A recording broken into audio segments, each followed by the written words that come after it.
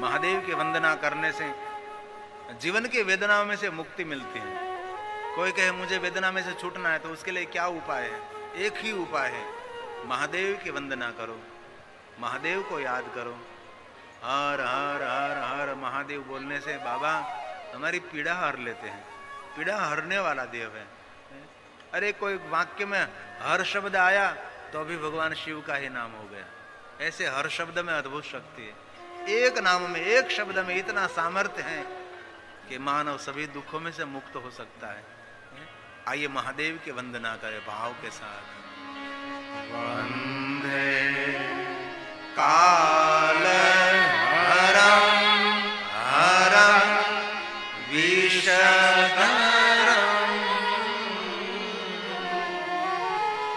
वंदे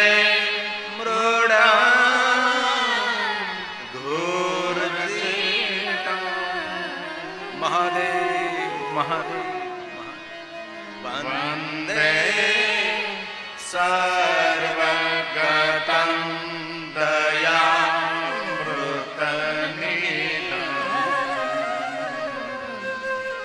वंदे नृसिंहापयं। भगवान नृसिंह का गर्व दूर किया ने ये शंकर भगवान, जिसने शरभ रूप लिया था। भगवान विष्णु जी ने प्रहलाद की रक्षा के लिए स्तंभ फाड़ कर भगवान प्रकट हुए। श्री हरि भगवान विष्णु जी। कभी अवसर मिले तो बेंगलोर के पास भगवान नृसिंह के 2 मंदिर हैं। कभी यात्रा के लिए निकलो तो बेंगलोर के आसपास पूरा स्थान तो मुझे मालूम नहीं, लेकिन वहाँ 2 मंदिर हैं। मैं गया था बहुत समय पहले। एक मंदिर पहाड़ पर है, उसका नाम है योगा नृसिंह। एक नीचे है पहाड़ से, उसका नाम है भोगा नृसिंह। भोगा नृसिंह लक्ष्मी के साथ बैठा है, योगा नृसिंह पहाड़ के ऊपर है। तो वहाँ को किसी ने मुझे बताया कि योग कर रहे इसलिए पहाड़ ऊपर है, और ये भोग में डूबा इसलिए नीचे है। तो उन पर हम समझ सकते हैं कि स्वयं नृसिंह भगवान जो भोग में डूबे हैं तो नीचे हैं, जो नृसिंह योग में डूबे हैं तो पहाड़ के ऊपर है। इसलिए नीचे रहना है कि ऊपर रहना है, आपको निर्णय लेना है। जो भोग में डूबे रहेंगे तो उसका स्थान नीचा रहेगा, लेकिन योग में जो ऊपर उठेंगे तो उसका स्थान भगवान नृसिंह की तरह पहाड़ पर रहेगा। 2 मंदिर है भगवान, बहुत प्राचीन, अति प्राचीन मंदिर है। तो नृसिंह भगवान ने गर्व किया था। क्या गर्व किया था? कि मैं जगत का संहार करूंगा। प्रहलाद की रक्षा तो की, उसके पिता को दंड भी दे दिया, लेकिन क्रोध शांत नहीं हो रहा था। इतना व्याकुल उठे, हुंकार करने लगे। पूरी दुनिया में उनकी आवाज सुनाई देने लगी। सभी देवता भयभीत हो गए। देवता स्तुति करने लगे, ए नृसिंह आप विष्णु हैं, स्वयं हरि है, आपका स्वभाव सतोगुणी है, आप शांत स्वभाव वाले हैं, शांत हो जाओ, शांत हो जाओ। लेकिन इतनी तमोगुण की मात्रा बढ़ गई, हाहाकार मचाने लगे पूरे ब्रह्मांड में। इतने सभी देवलोक सब भयभीत हो गए। अब क्या करेंगे, क्या करेंगे? अब नृसिंह के कोप में से कौन हमारी रक्षा करेंगे? तो जिनकी कोई रक्षा नहीं करता, उनकी कौन रक्षा करता है? भगवान महादेव जी रक्षा करते हैं। सभी देव शिवलोक में गए और महादेव को कहने लगे कि बाबा ये नृसिंह का गर्व इतना बढ़ गया, इतना बढ़ गया है। वो कह रहे हैं कि दुनिया का संहार करूंगा, मैं सबका भक्षण करूंगा। और महादेव वो तो भूल गए हैं, वो तो पोषक हैं, ये तो सतोगुणी है, वो तो शांत स्वरूप है। लेकिन आज तमोगुण की मात्रा से इतना उनको अभिमान अहंकार आया है, हुंकार कर रहे हैं। महादेव ने कहा, देवो आप शांत रहो, मैं पहले वीरभद्र को भेजता हूँ। भगवान शंकर ने पहले वीरभद्र को भेजा। बहुत समझाया, लेकिन वीरभद्र की कोई बात सुनी ना, अनसुनी कर ली। वीरभद्र को खाने के लिए, पकड़ने के लिए दौड़े। वीरभद्र अदृश्य हो गए। महादेव के पास आए कि बाबा उनका तो बहुत तामस गुण बढ़ गया है, क्या करे? उसकी तो कोई दवा नहीं तामस गुण की। काल भैरव को भेजा। काल भैरव ने बहुत समझाया।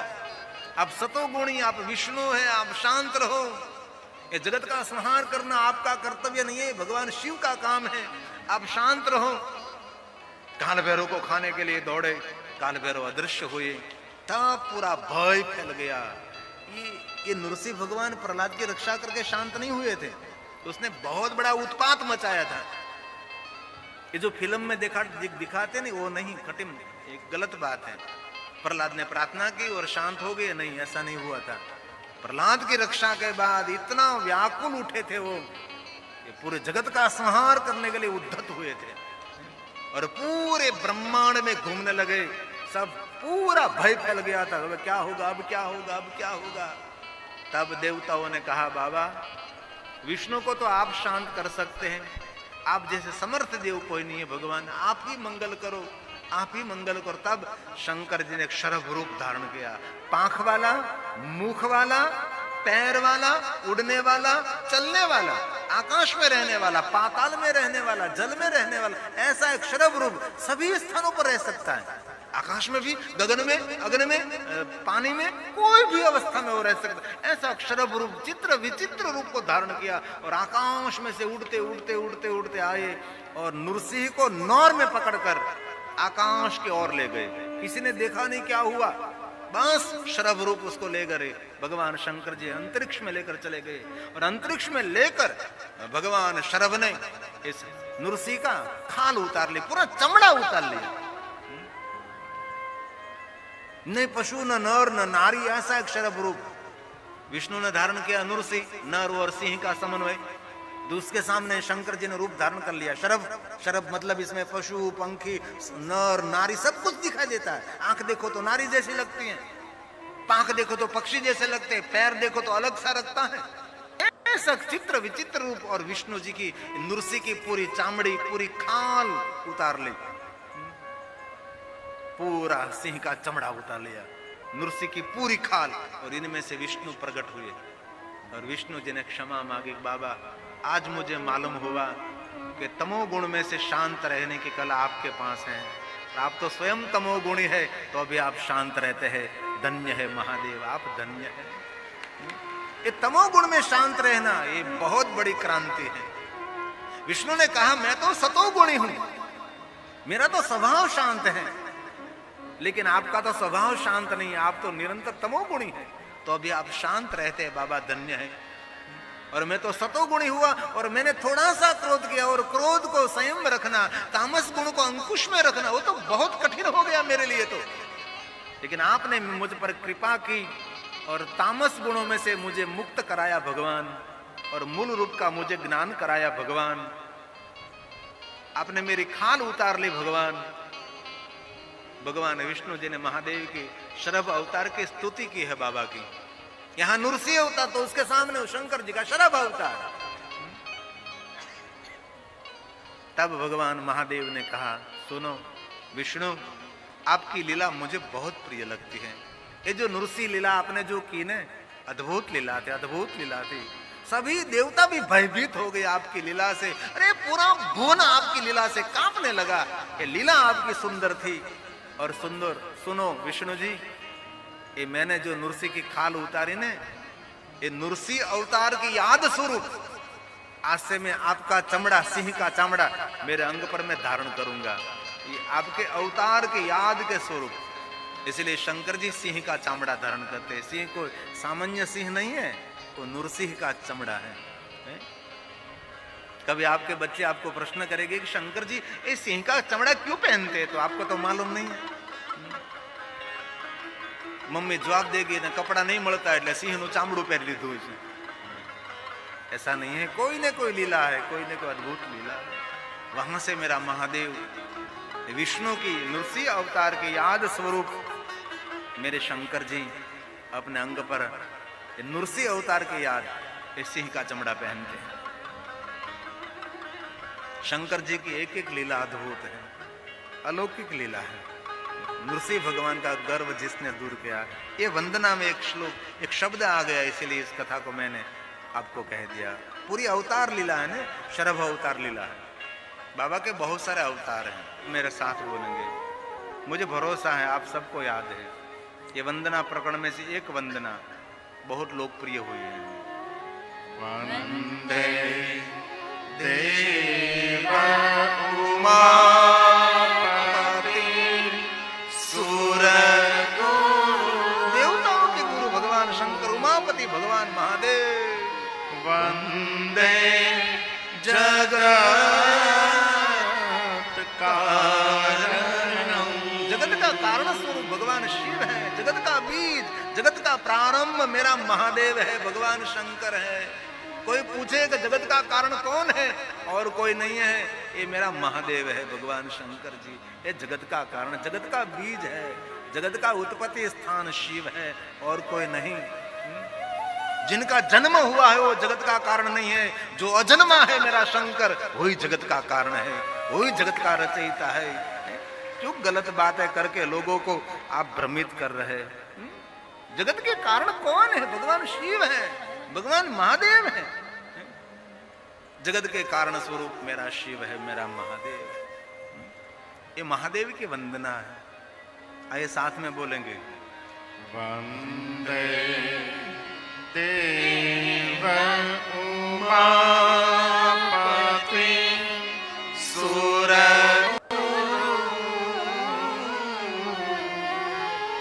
वंदे जगत कारणम वंदे पन्नग भूषणम मृगधरम वंदे पशु। पन्नग का अर्थ क्या है? पन्नग, पन्नग नाग, नाग सर्प, जो सोते सोते चलते हैं, नाग पन्नग। भूषणम वासुक कंठ भूषणम नागेंद्र हारा, नागों का हार पहनने वाले। नागों में जो इंद्र है नागेंद्र, सर्पों में जो सर्पों का राजा है सर्पेंद्र, उनको धारण करते हैं ना। पन्नग भूषण, पन्नग का अर्थ है सर्प, उनको धारण करने वाले। मृग का चमड़ा पहनने वाले, पशुओं का पति। पशु એટલે गाय भैंस बड़द घोड़ो गधेड़ो, ये पशु नहीं। पशु का अर्थ है जीव, जीव का ईश्वर पशुपतिनाथ महादेव। पाशुपात व्रत भी है, बंधनों में छुड़ाने वाला व्रत, ये पशुपतिनाथ महादेव है। पशु का अर्थ है जीव, जीव का ईश्वर भगवान शिव है, जिनके 3 नेत्र है, सूर्य चंद्र और अग्नि। ऐसे भगवान शंकर जी जो विष्णु को बहुत प्रिय है। विष्णु आपको प्रिय है, आपको विष्णु प्रिय है, दोनों परस्पर देवो भव। हम आपको प्रणाम करते हैं। जो आपकी वंदना और आपके शरण में आवे उसका सुख का विस्तार, कल्याण का विस्तार करते हैं। सुख देते हैं वहां से नहीं, सुख का विस्तार, कल्याण करते हैं, कल्याण का विस्तार भी आप करते हैं। ऐसे महादेव आप हैं बाबा। हम आपको प्रणाम करते हैं, हम आपकी वंदना करते हैं। वंदे सूर्य शशांक वहनि नयनम वंदे मुकुंदम प्रियम वंदे भक्त जनाश्रयं च वरदं वंदे शिवं शंकरं वंदे शिवं शंकर। महादेव की वंदना जीवन की वेदनाओं में से मानव को मुक्त करने वाली वंदना है।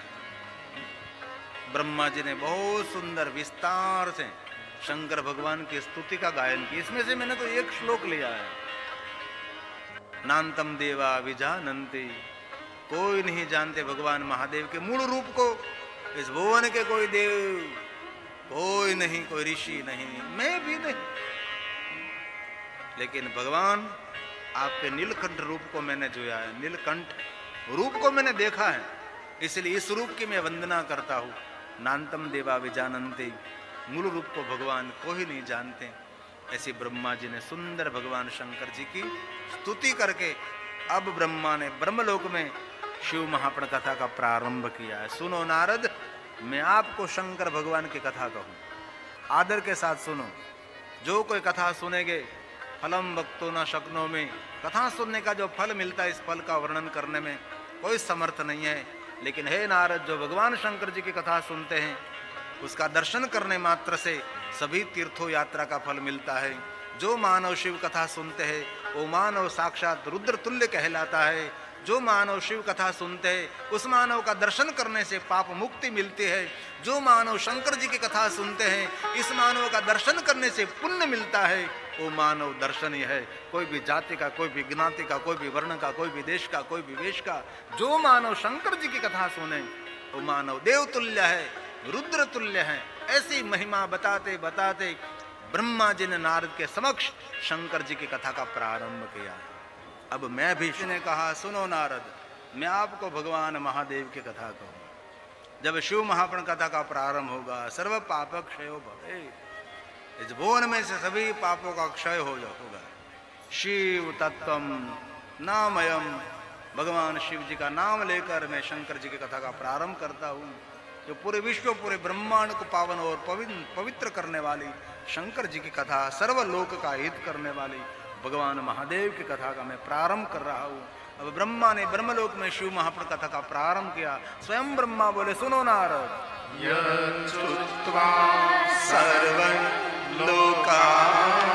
सर्व जगत हित के लिए, सर्वलोक हित के लिए, मानव मात्र का मंगल और कल्याण करने वाले भगवान शंकर जी की कथा। सर्व पाप क्षयो भवे तदहं ते प्रवक्ष्यामि शिव तत्त्वं नामयम् शिव तत्त्वं नाम। शिव का नाम लेकर इस परम पिता परमात्मा को याद करके मैं भगवान महादेव की कथा का प्रारंभ कर रहा हूं। लेकिन सुनो नारद, एक बात को मुझे स्वीकारना है। सरलता पूर्वक ब्रह्मा जी ने स्वीकार लिया है। सुनो नारद, स्वयं ब्रह्मा बोले, हे नारद, शिव तत्त्वं मया नैव, मैं शिव तत्व को नहीं जानता। ब्रह्मा जी ने ऊंचा हाथ कर दिया कि मैं शिव तत्व को नहीं जानता। अबे ब्रह्मा जी स्वयं जो शिव तत्व को नहीं जानते हैं तो कलयुग में रहने वाले कैसे शिव तत्व को जानते होंगे?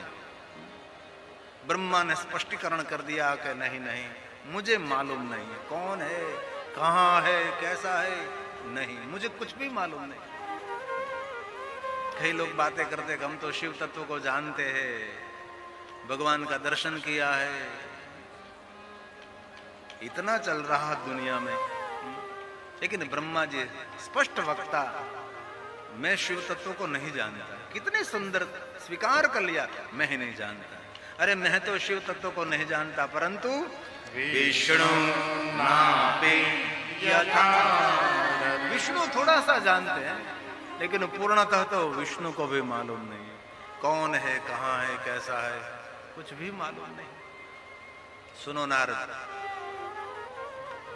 आपकी आंखों के द्वारा जो आप देख रहे हैं कुछ भी नहीं, घनघोर अंधेरा।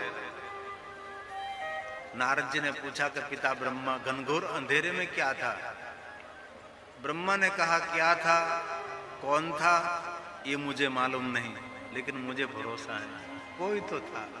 गुण रूप रंग नाही, ऐसा है ठिकाना। बस उनको समझाने के लिए मेरे पास कोई शब्द नहीं है। निराकार मोकार मुल्लम तुर्यम गिरा ज्ञान गोतितमीशम गिरीशम, कोई भगवान जिनका कोई नाम तो नहीं, कोई रूप नहीं, कोई रंग नहीं, कोई आकार नहीं। आपकी आंखों के द्वारा जो आप देख रहे हैं ना, ये गगन, ये अगन, ये आकाश, ये प्रकाश, ये सरिता, ये सागर, ये जाड़, ये पहाड़, ये पेड़, ये देव, ये दानव, ये मानव, जीव जंतु, ये कुछ भी नहीं, घनघोर अंधकार। घनघोर अंधकार में कौन थे ब्रह्मा? ब्रह्मा ने कहा कौन था और ये मुझे मालूम नहीं है, लेकिन बस कोई था।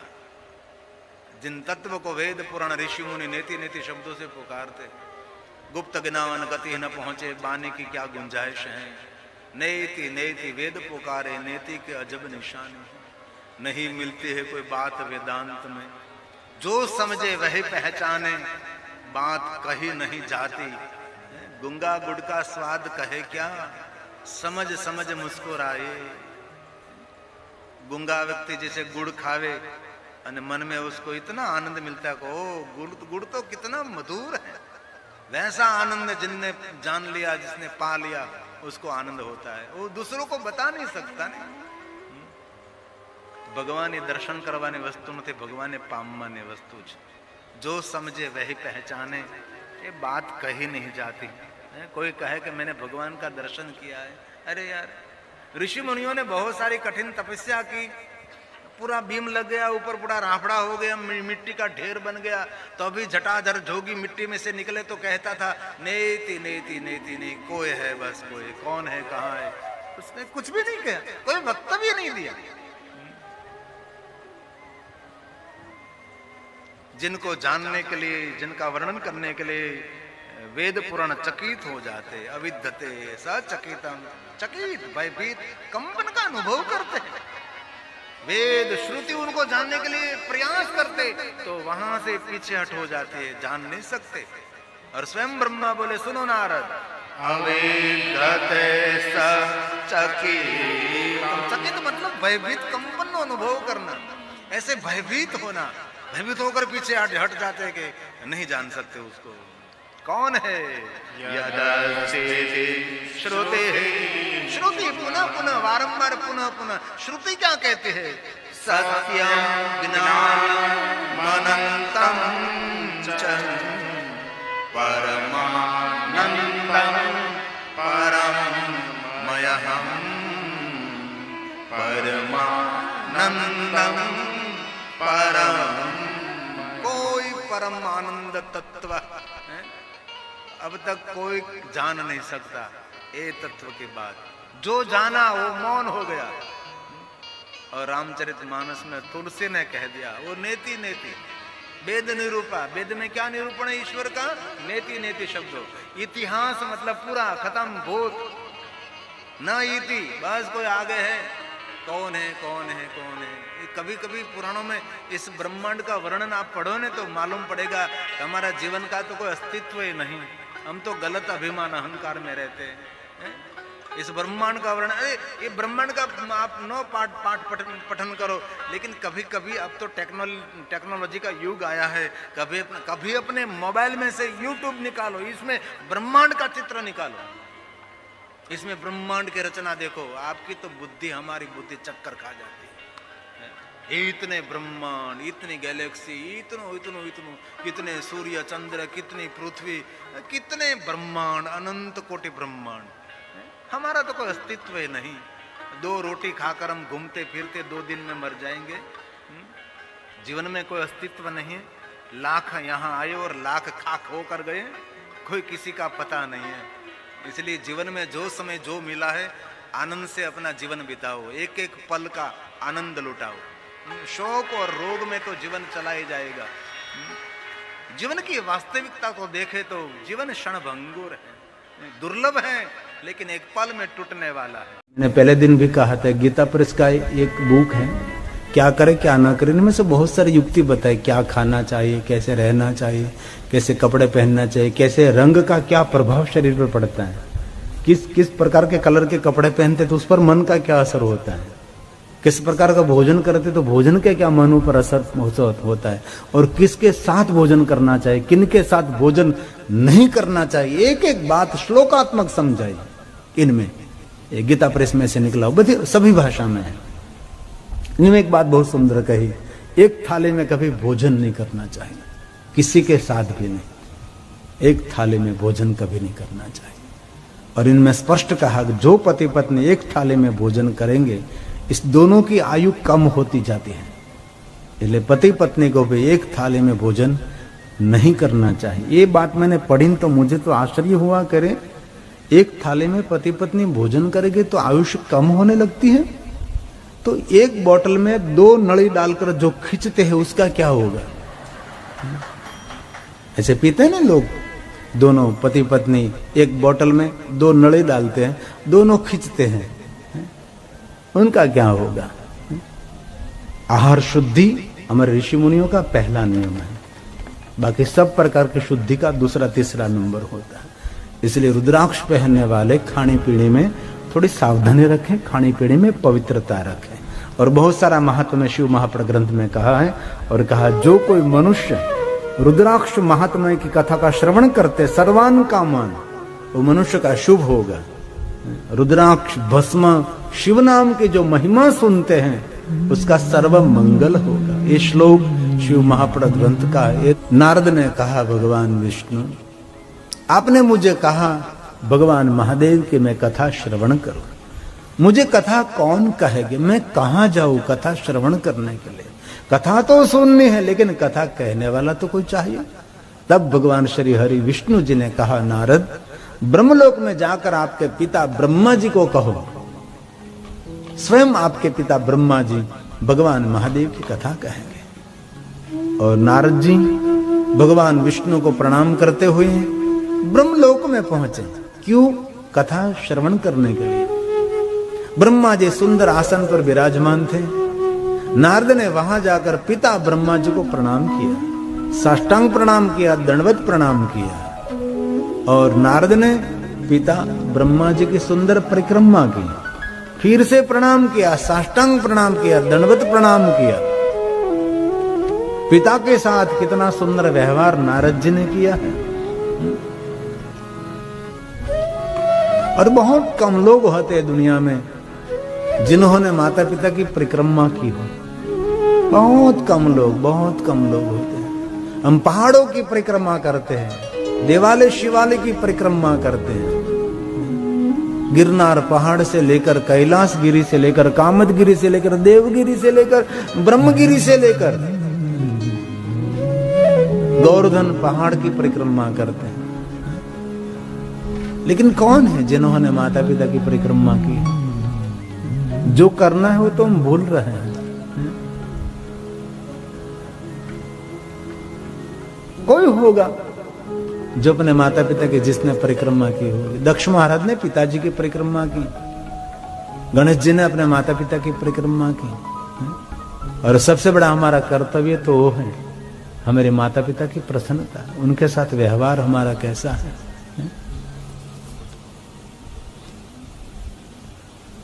अब तो बहनों को बहुत ख्याल रखना चाहिए। आपका बच्चा छोटा है ना, वहां से जो जो आप सेवा कर रहे हैं ना वो सब फोटो खींचते जाओ। बाद में आप वृद्ध हो जाओगे तब उसको दिखाना, जो मैं तना આવી રીતે સાફ કર્યો છે, उसको पता लगेगा। एक बच्चे को बड़ा करने के लिए माँ पूरा जीवन दे देती है और बच्चा थोड़ा सा भी समय माँ को नहीं दे रहा है, नहीं पिता को दे रहा है। और आपके व्यवहार से, आपके वाणी से, आपके माता पिता की मुस्कुराहट, ये आपके लिए महादेव का आशीर्वाद है। और क्या आशीर्वाद हो सकता है? लेकिन उनको भूल रहे हैं। कहीं लोग ऐसे हमने देखे हैं। पिता के साथ हमारा व्यवहार कैसा होना चाहिए, कितना सुंदर शिष्टाचार किया है। बाप के साथ, पिता के साथ व्यवहार, हमारा जन्मदाता, हमारा जीवन दाता है ये पिता। एक बात कहूं, आपके घर में आपके जीवित पिता है ना, तो आपसे कोई बड़ा भाग्यवान नहीं है। बाप हमारी छत्र छाया है भाई, हमारा कवच है, हमारा रक्षक है। घर में पिता है, उससे बड़ा भाग्य क्या हो सकता है? कभी कभी एकांत में बैठकर हमारे जीवन में पिता का कितना योगदान है जरा सोचें। आप पढ़ते थे, छोटे थे, आपका कौन ख्याल करता था? आपका कौन ध्यान रखता था? आपके स्कूल की फीस किसने भरी? आपको यूनिफॉर्म किसने? और स्वयं अपने लिए नहीं कर रहा, अपने बच्चे के लिए करता है। ये पिता का मूल्य है। लेकिन हम बड़े होने के बाद सब कुछ भूल जाते हैं, सब कुछ भूल जाते हैं। मैंने ऐसे पिता को देखा है, वो छोटा मोबाइल यूज करता है, लेकिन उसके बेटे बेटी को स्मार्ट मोबाइल देते हैं। मेरा बच्चे को ठीक से उसमें सब कुछ रहे। क्या क्या पिता का जीवन में योगदान है, जरा देखे तो सही।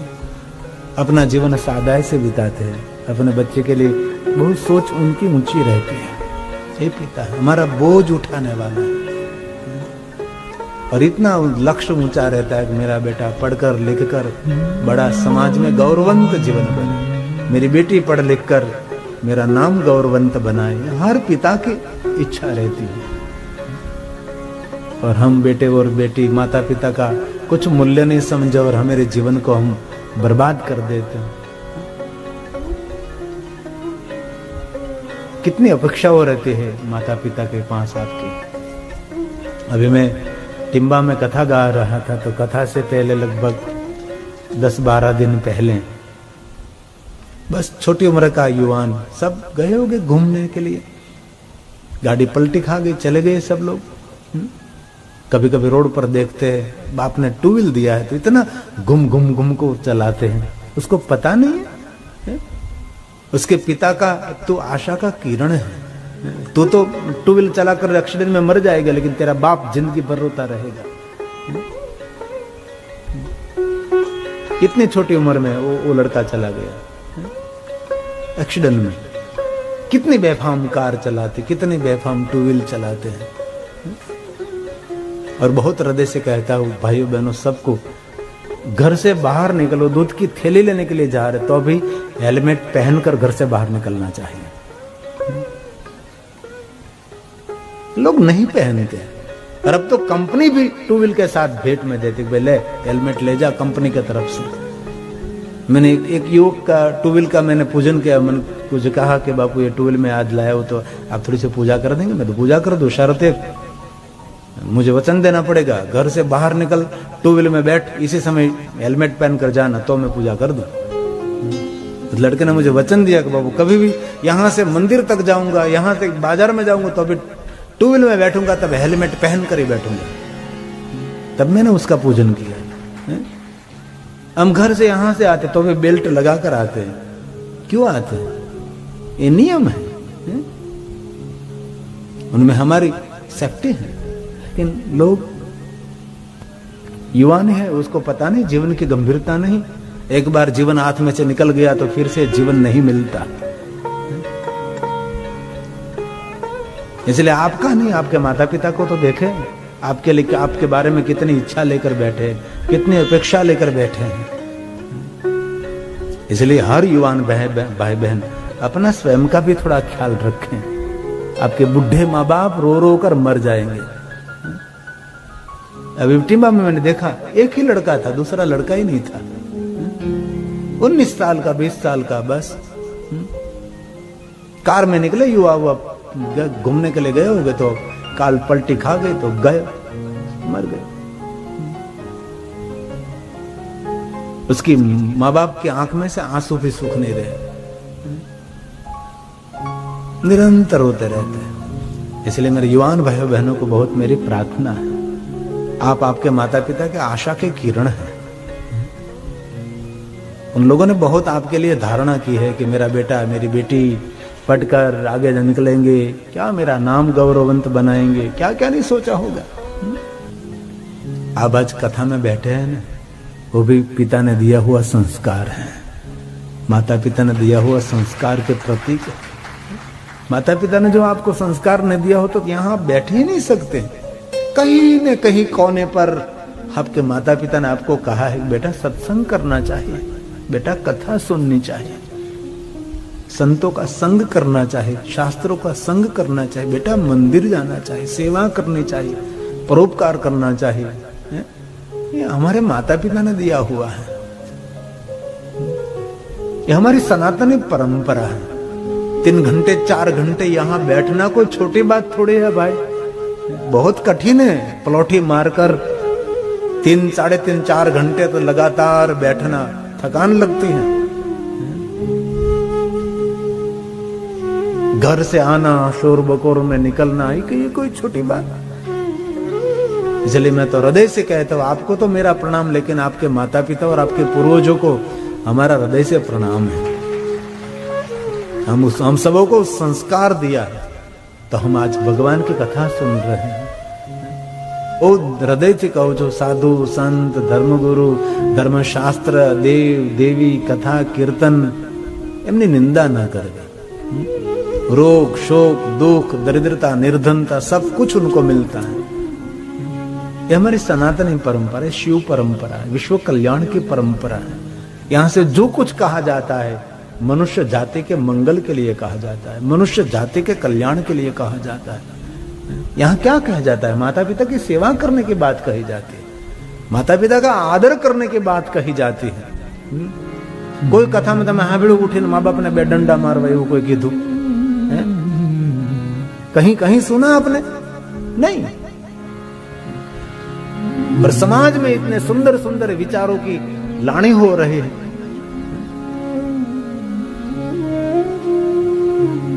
इसलिए हमारे जीवन में पिता का मूल्य रहता है। पिता हमारी छत्र छाया है, पिता हमारा कवच है, पिता हमारा रक्षक है, पोषक है। ये पिता की महिमा है। अब देखना, कभी कोई लड़की ससुराल जा रही है तो माँ को मिलेगी, बहुत सारे सबको मिलेगी, लेकिन जब पिता को मिलती है तब देखना जरा उसके रुदन में थोड़ा और दर्द निखराता है, और दर्द पता लग जाता है कि बेटे अब बाप को मिल रहे हैं। उसके रुदन पर से पता लग जाता है कि बेटी अब और किसी को नहीं मिल रही, अभी उसके पिता को मिल रही है। और पिता कितना ही निष्ठुर हो,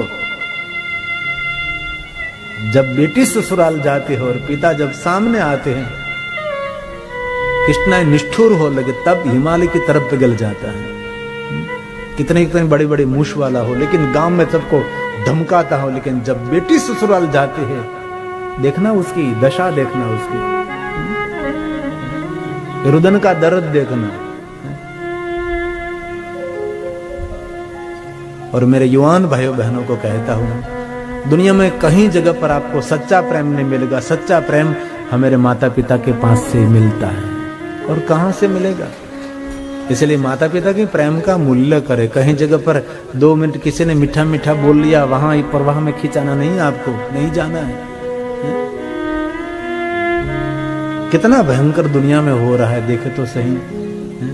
इसलिए कभी किसी की बात में नहीं आना। मेरे युवान भाई बहनों को मेरी बहुत हृदय से प्रार्थना है। हमने किस्सा अभी देखा सुना तो हम तो कांप गए, क्या होता है।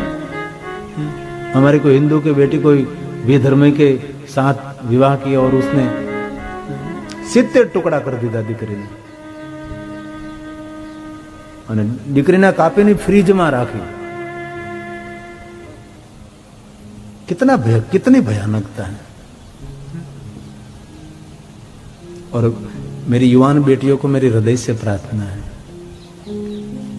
फेसबुक में किसी को फ्रेंड नहीं बनाना चाहिए। आपके फ्रेंड आपके माता पिता, आपका भाई है, आपकी बहन है, और कौन फ्रेंड हो सकता है आपका? ये कौन है? आजकल नाम लोग बदल रहे हैं, पता है आपको? नाम बदल रहे हैं, मूली बांध रहे हैं। इसलिए मेरे युवान बहनों और युवान भाइयों को भी प्रार्थना, युवान लड़कों को भी प्रार्थना है। सामने कौन है पता नहीं, इसलिए सावधानी बहुत जरूरी है। खबर नहीं कैसे आज के लोग बन गए। इसलिए हमारा सखा, हमारा मित्र, हमारा कुटुंब परिवार, जो आप जिनको मूल तक पहचानते उसके साथ रिश्ता, और अनजान लोगों के साथ रिश्ता नहीं रखना चाहिए। मैं हृदय से प्रार्थना करता हूँ, सावधानी रखिए। कभी भी कुछ भी हो सकता है। बोलो नहीं, एक भिखारी भीख मांगवाए हो, बेन भीख आपती थी, बेने कीधुं केला तने मैं क्यांक जोयो छे? तो भिखारी के हूँ तमारो फेसबुक में फ्रेंड छुं। बोलो हूँ करवानुं? अमर एक मित्र बात करतो थो कि एक छोकरा के फेसबुक में जोईने आम तेम करीने लग्न कर्या। बोलो तो लग्न कर्या तो ओली आवी त्या लेवा गयो तो डोशी निकळे। શું કરવાના? ઘર આઘું પડ્યું તો આમ થયું થયું એવું બોલો, કેવું કહેવાય? इसलिए सावधानी बहुत जरूरी है। अपने बच्चों, अपने बेटी को समझाओ।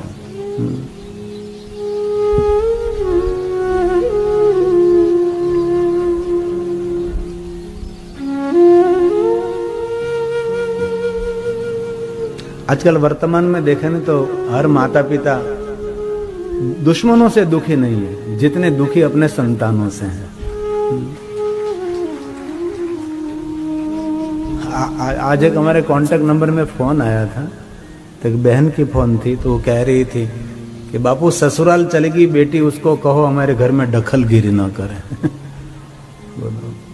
माँ કેટલી દીકરીથી થાકી ગઈ છે। દીકરીઓ જે સાસરે જતી રહે છે એ સાસરે ગયા પછી દીકરીઓને તમે કહેજો કે એના પિયરમાં કઈ દખલગીરી ન કરે, અમને શાંતિથી જીવવા દે। બોલો ये कितनी विडम्बना। दोस्तों राधे राधे, हर हर महादेव। तो कैसे हैं आप सब? आई होप आप सब अच्छे होंगे। महादेव की कृपा आप सब पर बनी रहे। तो भक्तों, आपने गुरु जी के माध्यम से सुना कि किस प्रकार शिव जी के एक नाम की कितनी बड़ी महिमा है।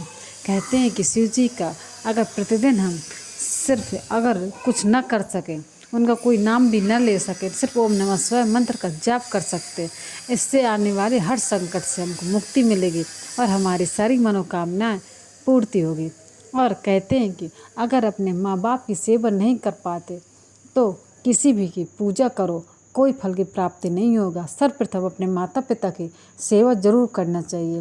कहते हैं कि भगवान की पूजा न करो तो भी कुछ नहीं होगा, लेकिन अगर माता पिता की सेवा नहीं की तो आपका आने वाला अगला जन्म भी बर्बाद हो जाएगा। इसलिए अपने माता पिता की सेवा हमेशा करें, उसके बाद आप किसी भी भगवान की सेवा कर सकते हैं। तो भक्तों, कैसी लगी आपको आज की ये कथा? कमेंट बॉक्स में ज़रूर बताएं। ऐसी ही कथाएं सुनने के लिए हमारे चैनल डिस्कवरी ऑफ धर्म को सब्सक्राइब जरूर कीजिएगा। मिलते हैं एक अगली नई कथा के साथ, तब तक आप हमारे चैनल पे यूं ही जुड़े रहिएगा। धन्यवाद। कमेंट बॉक्स में हर हर महादेव अवश्य लिखें। राधे राधे दोस्तों, हर हर महादेव।